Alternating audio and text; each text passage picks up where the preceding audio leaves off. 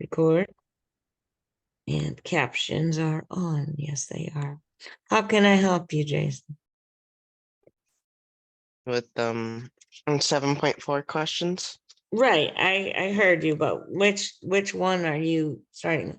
The first one should be pretty obvious, I hope. What kind of distribution are we on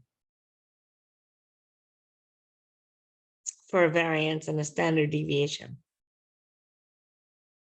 The chi-square. It's called the chi-square, but yes, the Oh, chi-square. It looks like chi, but it's a hard C sound, so it's a k sound, and it's chi-square. But yeah, the distribution that we use when we want to find the variance and the standard deviation confidence interval is chi-squared. Okay. So, okay, so that's that part. Now, the second part, it says use the table. You don't have to do that. You do not have to use tables. I mean, I think she gave you the table instructions because there's a couple of people that want to use the tables, but you can use your calculator program for that. The inverse chi calculator program, or you can use the, excuse me, the website that she gave you. The calculator does not have an inverse chi built into it. So you have to use the program. I think she gave you a video on it. So which option are you using? I'm not sure about the option because I didn't look at the notes. Okay, well, maybe what we should do is, for the sake of, I'm sure you're not the only one, let's do this. Let's go to, take a couple of these screens. I've got like a bunch of stuff open. So let me just use, I'll leave that open because it seems to be doing something. So let me go to the homework screen here. And let me see if I can go back to, I'm going to share screen so I can show you. I'm actually in Canvas at the moment, and I'm trying to find the slides for this lesson. So let me do that here. Okay, well, week 12. So what we're going to do, we're going to scroll down. Homework 7.4. Okay. Confidence intervals for the chi-square test and variance. So there's two things here. There's confidence coefficients, which I'll show you that. So when you're finding confidence coefficients for the chi-square test, okay, there's a program called inverse chi-squared, and this is the format that you can use, okay? There's also a website that you can use if you, there's tables for this, and there's tables here that you can use also, okay? So there's 3 versions of this that are available to you. The program is in the slides, okay? So for those of you who are online watching this, you can use the program that she gives you. It's a 4-line program that's available from the notes, and I guess I'll show you that if you want. But you can also use the chi-square distribution table down here, or you can use the website link. Now, let me show you before we get to that. Let me show you um, the notes, because in the notes, if you haven't looked, this is a good place to look, because these distributions are different than the ones that we've been using. Okay, they're not that hard, they're just different. So here, I'm going to go ahead and hit the notes for this. So we have, okay. If you look on this page, I have to make sure that I'm sharing the correct page. Okay. If you look on this page, you have the actual notes, you have the PowerPoint notes up here, you have the program for the chi-squared. Okay. And if you don't want to do that, she gives you the online calculator here. So let's look at the notes so you'll know what we're talking about first. The notes are not bad. The examples are a little bit long this time because it's a little bit hard to go through some of the examples, but the chi-square distribution must be used to calculate confidence intervals for variances and standard deviations. Okay, so that was question 1 from the homework. What distribution do we use? That's this. The chi-square variable is similar to the t in that its distribution is a family of curves based on the number of degrees of freedom. Remember, degrees of freedom is always n minus 1, okay? What we're interested in for our purposes is this formula here, okay? Looks scary, but it's not too bad.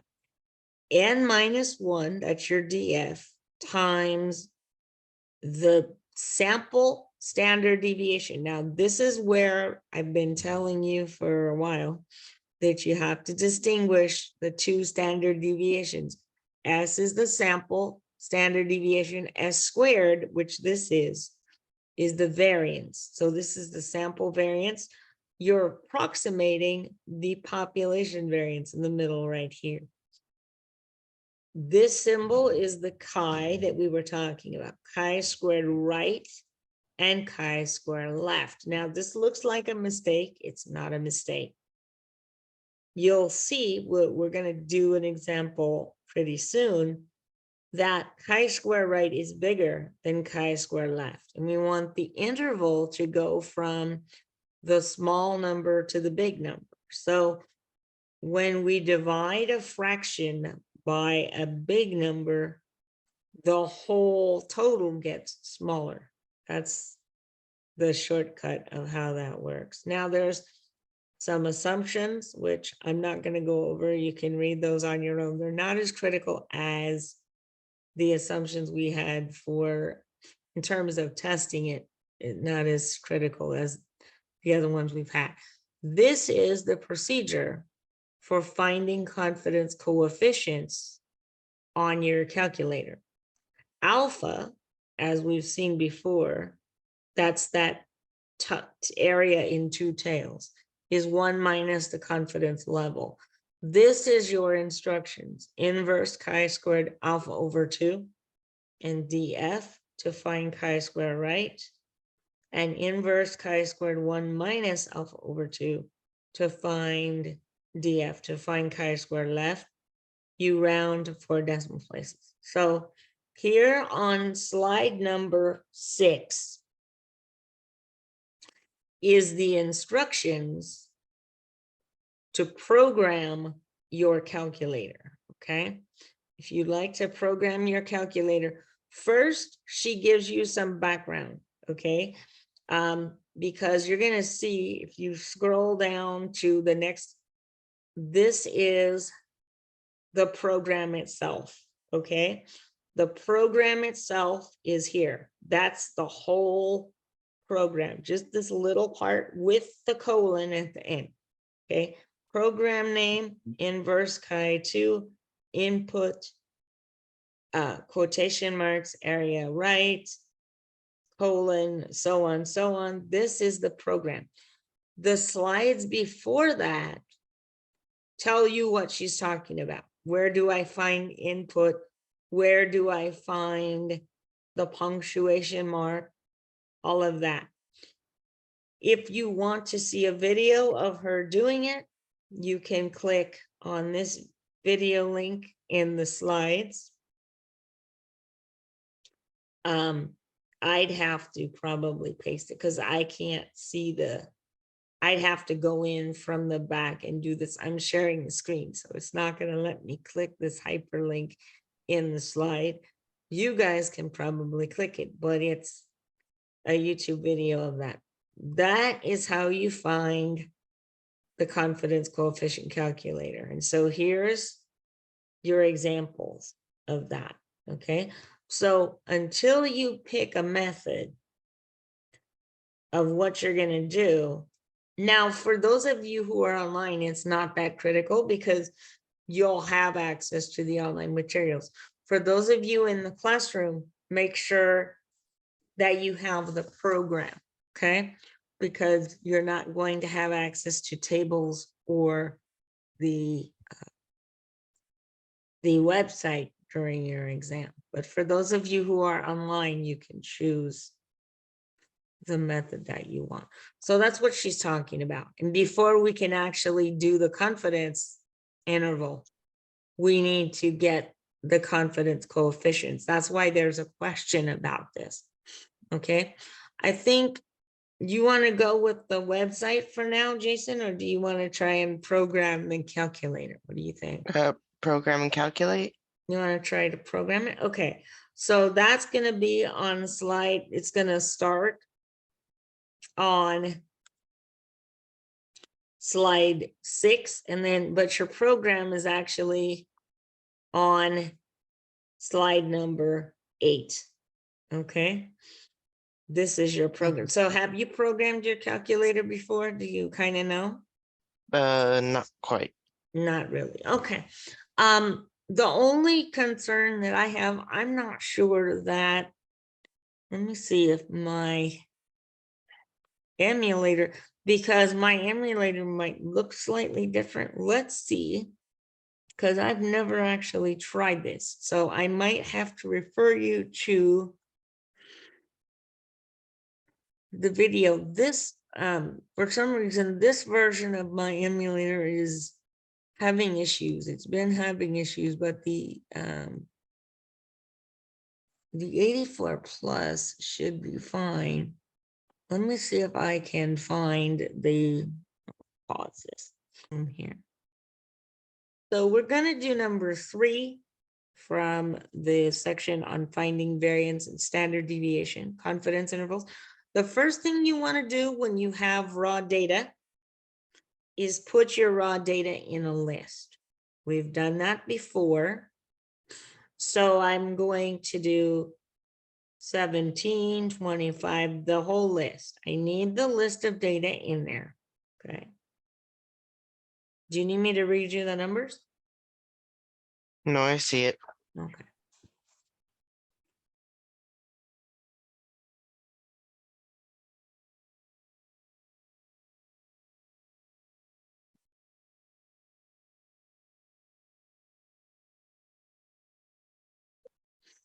And while you're doing that, I'm going to stop sharing for a moment. And So do I make a list? you go to your calculator and you go to stat, edit. Remember doing, okay, let me show you this part. So let my calculator open. Let me get out of here. Okay. So I'm going to clear this out. All right. So now, okay. So we're here. And we're going to do you remember? Okay, so here's your calculator. Okay, I am on the home screen now, not on your program screen. So if you're on your program screen, second quit from there so you see your home screen. Okay, then go to stat here and edit here and put the numbers in a list.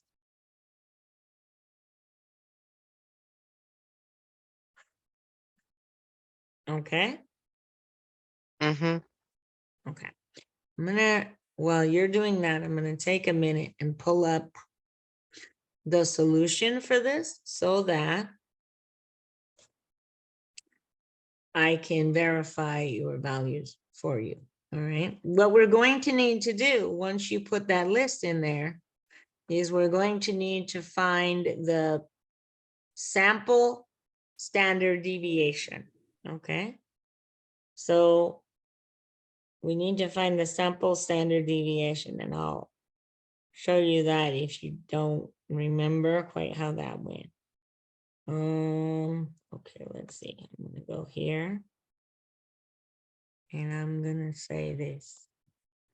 So this is going to be, let me email this to you. All right. 7.4.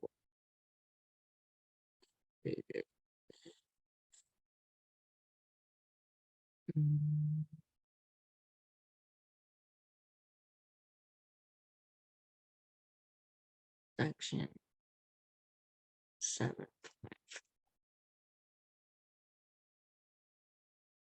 It's not giving me, I don't know if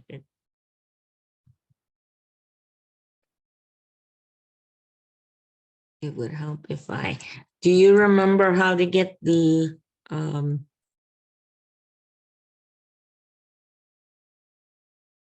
how to get the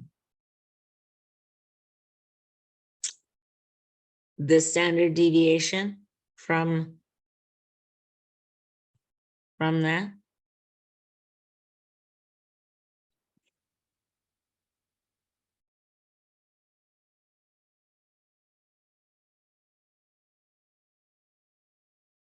Jason, Yes. do you remember how to get the standard deviation from the Uh, data? go to stat, Stat, and then calc, calculate right? Then what? one var One stats. var stat, and then I want you to write down the value for SX because we need that number, okay? I want On you the to write, list or frequency list. no, where, okay, so let me share this. SX. SX, I want you to find that. I SX want, is 10.1. yeah, 10.1010, right? Mm-hmm. So I want you to write that number down on your paper somewhere because we're gonna need that for the calculation, what I'm saying to you. Okay, so SX equals 10.010. That's correct. Write that down. We need that. All right. Now, what we're going to do is this is the formula that we use, and it looks Hold hard, on, but hold it, on. I have 10.10096. 100. Okay. She really? Let me see what I get. Hold on. Let me share the calculator and see if I have the same thing. All right, so I have my numbers in here. I preloaded this earlier. So I'm going to stat calc one var stat. And I have 10 point, okay. So she rounded. Yeah, I see your point. 10. Okay, so if she rounds here, this is 1009. The 6 behind the 9 makes the 9 a 10, right? But there's no room for a 10. That's why.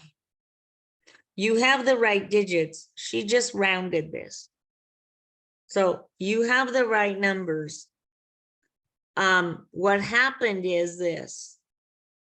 Let me show you. So here, this is, we're going to do this as,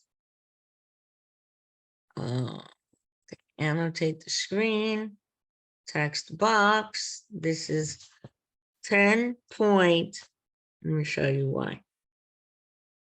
10096. Now, this 9 has a 6 behind it, which makes this 9 a 10, but there's no room for a 10. That makes this 0 a 1, and it makes the space where the 9 used to be a 0, okay? And the 6 disappears. That's how that rounds. Because of the way that you have the data, this 9 has to become a 10, and we have to change 2 digits. Okay, so that's where she got that from. She's rounding to 4 places. All right.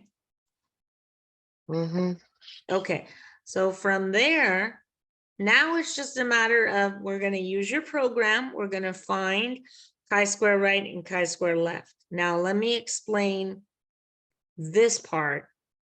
Let me just go back to the homework first. Let me explain this part first. So we're doing, it says, okay, we calculated it listed below, right? Carbohydrates in yogurt, the number of carbohydrates for each of a random selection of brands is listed.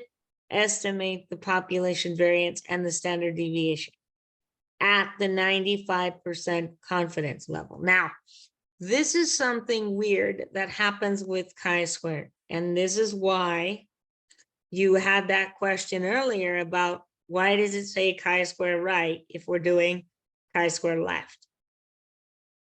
Okay, so here's the deal. Okay, here's your chi-squared. We're going to have 2 values for a confidence interval, just like we always do. We always have 2. But up until now, they've been symmetric. One's been positive, one has been negative. That isn't true for chi-square, okay? We have 2 values and they're both positive. There's one on the left, hence chi-square left, which I'm going to write as that. And chi-square right, which I'm going to write as this, chi-squared right here. Okay. Now,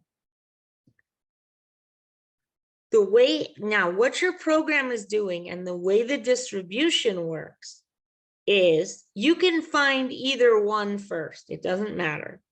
But we're going to do what we've always done. We're doing the 95% confidence interval. So we know that 1 minus 0.95 is 0.05, right? That's my alpha, okay?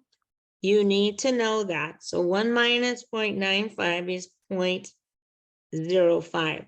0.95 came from the problem itself, all right? 0.05 is the area in both of these tails. So now I'm going to show you this. If you remember, and this takes a little practice, okay? We split alpha in half. This is 0.05 divided by 2. So these tails are each 0.025. Now, You're gonna let the calculator do that part, but I wanted you to see it so you know where they're coming from.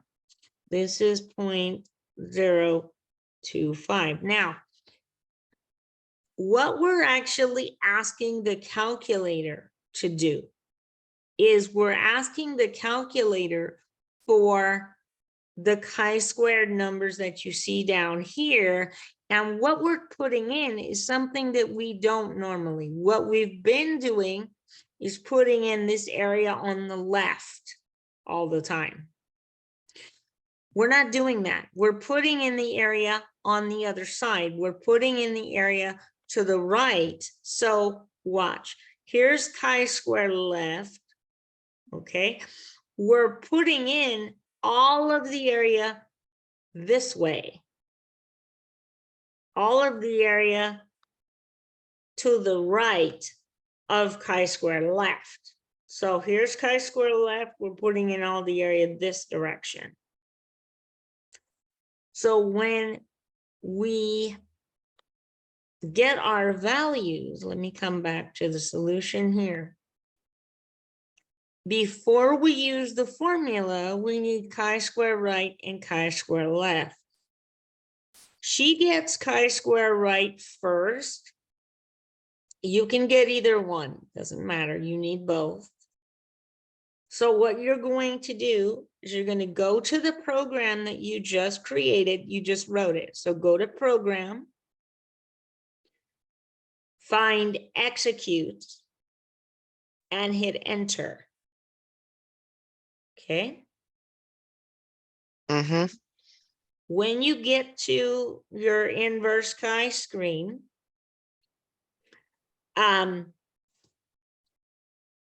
you're going to put in, now if you're, do you want to do the left first or the right first? Left. Left, okay. So chi-square left is going to be 1 minus, so when you get to this part where it asks you for your area, right? Because remember, you do inverse chi, then you hit enter, right? And it asks you for the area. Are you on that screen? Yeah. Do I So put you, parentheses in? so no, you don't need the parentheses. She just put it in for the sake of people using their calculators. You can enter 1 minus 0.05 divided by 2. And then hit enter when you're done. And then it's going to ask you for degree of freedom. 6.9. And you got 6.9077. Yep. Okay, write the number down. Okay. Okay. Now we're going to repeat this one more time. So you can, if you want, you can clear it just like you did before. Mm-hmm. And we're going to go back and put in, for this time for the area, put in 0.05 divided by 2.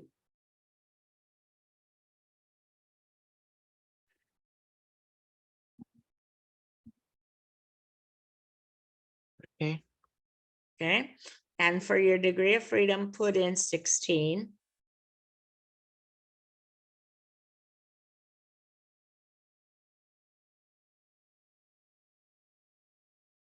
Okay.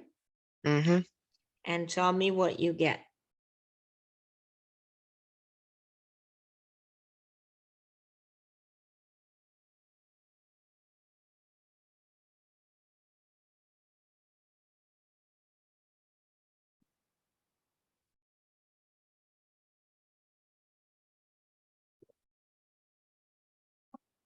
$28.8454. Perfect. That's correct. That's chi-square right. Okay. Now, all we have to do the interval here, All we have to do is put in the numbers that we have. Okay? Yep. So the numerator, the top of the fraction on both sides of the interval is the same. It's n-1 times s squared. Remember, I had you write down s earlier. This is why, because we need to plug it in. And here is 17. So n-1 is 16. Okay. So what you're going to put in is you can put in 16 minus 1 times s, which is 10.1010 squared. Okay. Divide that by the chi-square right, which is 28.8454. Okay.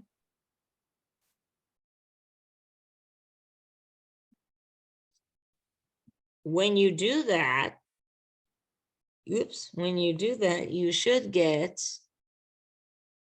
let me go back to the correct.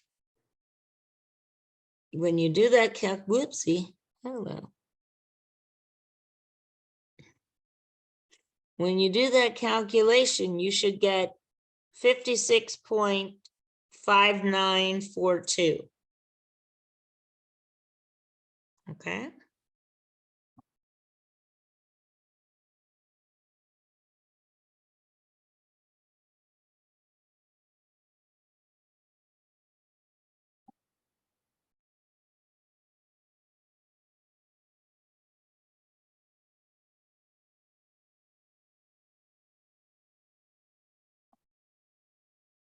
How are you doing?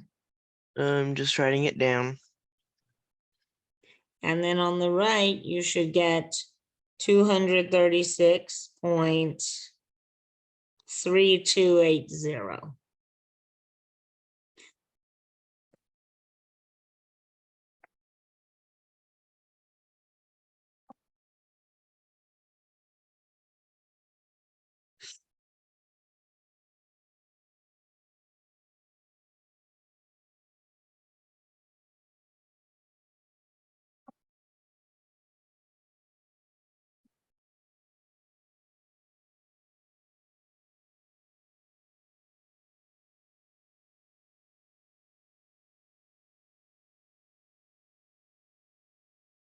To get your, so that interval that's there, the first one that you see on the screen, 56.5942 to 236.3280, that's your variance.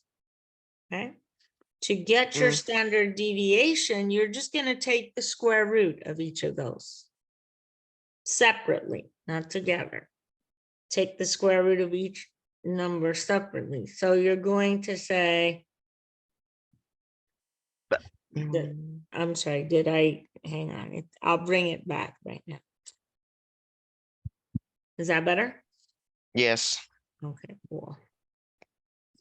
So this is your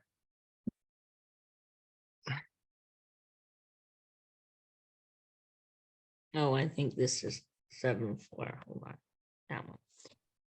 So the other side is, what's the bottom? I can only see you half can of only it. see half. Sure. Let me scroll up. How about now? Yeah. Ready? So 56.5942 is less than sigma squared, less than 236.3280 for the variance. If you take the square root on each side, you get 7.5229. It's less than sigma is less than 15.3730. Okay. And there's two answers.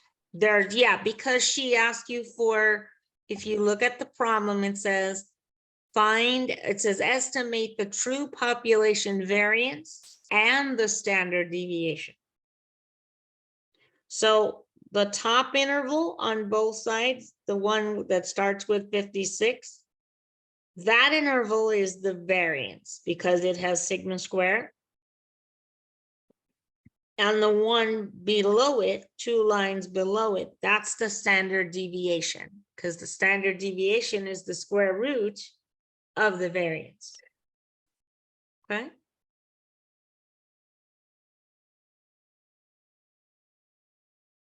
Mm-hmm.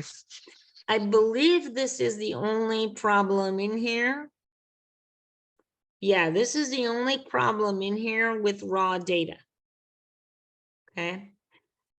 Which was, it was, oh no, I take that back. Number 13 has raw data as well. But most of these just have, I will tell you that on number 7, which is the next problem, which is probably number 4 for you.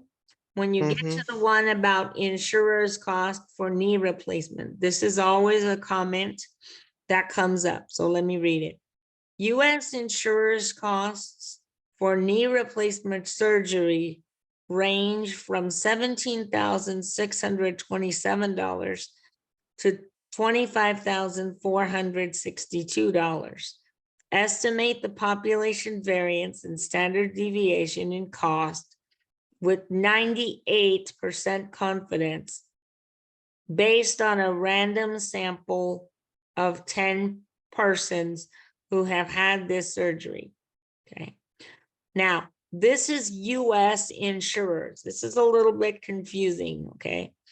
This is US insurers that they gave you. They gave you 2 numbers here, okay? Then they tell you that the retail costs for uninsured people. So if you don't have insurance, this is what you pay. For the same procedures range from $40,640 to $58,702. Okay. So you've got 2 groups of people. You've got insured people was the first 2 numbers I read. And uninsured people were the second 2 numbers that I read. Estimate the population variance and standard deviation again with 98% confidence based on a sample of 10 persons and compare your intervals, okay? So when you do number 7, what I wanted to point out, or number 5, whatever this is, when you do this problem, what I wanted to point out is that you don't have S. You don't have the standard deviation. Okay. So what we have to do is do a little technique from way back in chapter 3 called the range rule of thumb. Okay. You have to use the range rule of thumb, and that's where this S is equal to the 2 numbers divided by 4 comes in. The range rule of thumb says that if you don't have the standard deviation, and we don't, you can take the range of the data, which we can get because we have, for example, with the insured people, we have the low of 17,627 and the high of 25,462. And we're going to divide the difference. So we subtract to get the range. Range is maximum minus the minimum. We divide that by 4, and you're going to use that as the estimate for S. That's the only difference in this problem. You still do your programming the same. You still do your intervals the same way. Okay. But I wanted to point that out because every time somebody does this problem, they have that question. So Wait, how do you divide by 4? because we're using something called the range rule of thumb from chapter 3, I believe. When you don't have, see, because we don't have a standard deviation in here, do we? No. No. So if we don't, we take the range. So we take the high value, which is 25,462, minus the low value, which is 17,627. And we divide that by 4 to approximate or to estimate the sample standard deviation that we need for the formula down here. Because we need it for this S. Right? So we use Mm-hmm. the range rule of thumb to get our S. All right. Okay. That's always the thing that stumps people about this problem. That's the thing that I get the questions on the most is how do I get, it's not, the interval itself is not hard, but is how do I get the S? So I'm going to forward this so that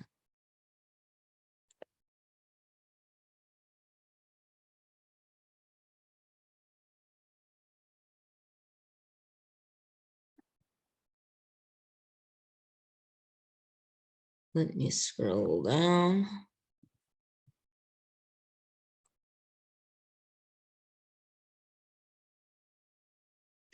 I just forwarded, I forwarded the questions for this section to Okay. your email.